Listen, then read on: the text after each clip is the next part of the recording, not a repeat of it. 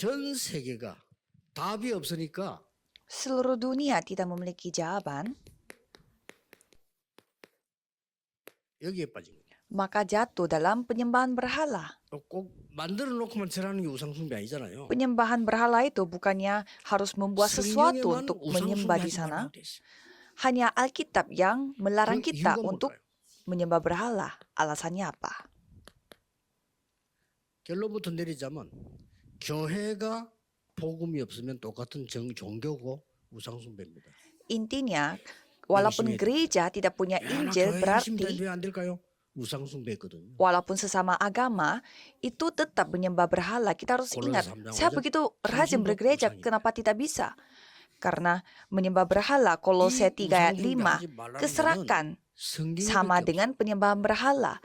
Hanya Alkitab yang melarang kita untuk menyembah berhala. Mengapa? Karena ini firman Tuhan. 우상숭배하라고 되어 있습니다. 하나님 말씀 아니니까. Kalau buku yang lain, mereka menyuruh kita untuk menyembah Kegembira berhala. mau Karena kenal. itu bukan firman Tuhan. 왜 Jangan percaya 일본에서는 itu. 우상숭배 싫을까요? 죽는 걸 모르니까.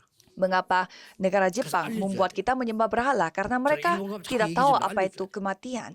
Kita harus kasih tahu. 진짜 복음 사람 0.1%면 되니까. Kita harus memberitahukan ini. Karena 0,1% yang memiliki Injil, mereka 사단이 bisa 완전히 dipakai oleh 12가지 Tuhan. 전략만 쓴 게 아니에요. Coba kita melihat di sini. Bukannya setan memakai 12 strategi saja. 여러분 속에 집을 지어요. Mereka membangun rumah di dalam diri 무섭죠? saudara. 그 정도가 Menakutkan kan? Bukan 아예. hanya itu saja. 요새를 세웠어. Dia membangun benteng. 거기다 망대 세워놓고 있다. Dan membangun menara. 그 정도가 아닙니다. Bukan hanya itu saja. 요한복음 16장 고린도서 4장에 보니까 완전히 Yohanes 16 dan 1 Korintus 4.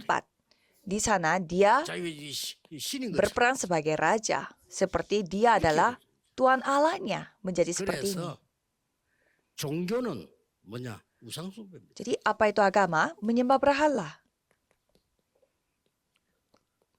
참 다른 종교들 기분 나쁘겠지만은 정말 안 될 때 깨달으셔. Agama yang lain mungkin saudara merasa tersinggung, tapi coba saudara menyadari tidak bisa. Dan nantinya bisa melihat setan dan jatuh dalam kegelapan. Coba saudara menyadarinya pada saat itu. Minta maaf saya mengatakan ini. Tapi kalau saudara jatuh dalam agama, saudara akan terus diseret oleh setan. Kalau gitu, itu sudah telat. Jadi zaman yang menyeramkan itu sudah datang. Kalau kita dengar cerita tentang orang yang kecanduan narkoba, katanya mereka bisa melihat iblisnya yang iblisnya yang bawa mereka. Apalagi gereja yang tidak punya Injil, itu sama dengan menyembah berhala. Orang Yahudi, bukti, jadi gereja abad pertengahan semua sama. Jadi kehidupan yang dikehendaki oleh Tuhan Allah.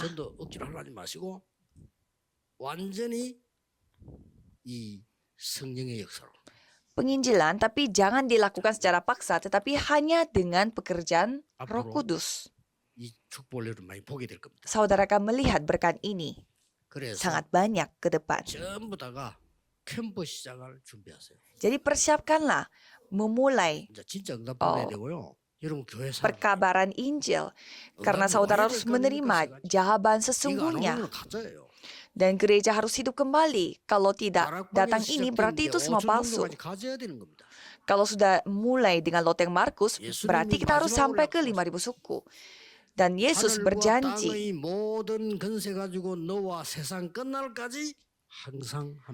dengan kuasa langit dan bumi, aku akan menyertaimu senantiasa. Jadikanlah semua bangsa muridku. Aku akan menyertaimu dengan kemampuan tata. Pergilah ke segala bangsa. Usirlah setan. Dan menaruh tangan kepada orang yang sakit, maka akan disembuhkan. Itu janji Yesus. Terimalah kepenuhan Roh Kudus dan jadilah saksi sampai ke ujung bumi. Itulah janji Tuhan. Mulailah dengan ini. Tidak susah kan? Lakukanlah. 한류에는 앞으로 한국에는 다른 거하고 다른 한국은 우리는 학문도 사실 필요 없고 한국은 완전히 전도 제대로 할 사람만 해라. Jadi hari ini saya sudah cerita lagi di Universitas 교회 Remnon 살릴 제자들 berbeda dengan yang lain. Kalau di Korea setidaknya jangan kita fokusnya kepada akademis, tapi 불합격 다 pilihlah hanya orang yang benar-benar melakukan penginjilan. 해가지고 훈련받아. Hanya murid-murid yang menyamakan gereja. Jangan sembarangan. Kita harus melihat dia akan menyamakan daerah yang mana. Dalam nama Yesus Kristus saya memberkati saudara supaya saudara mulai yang benar.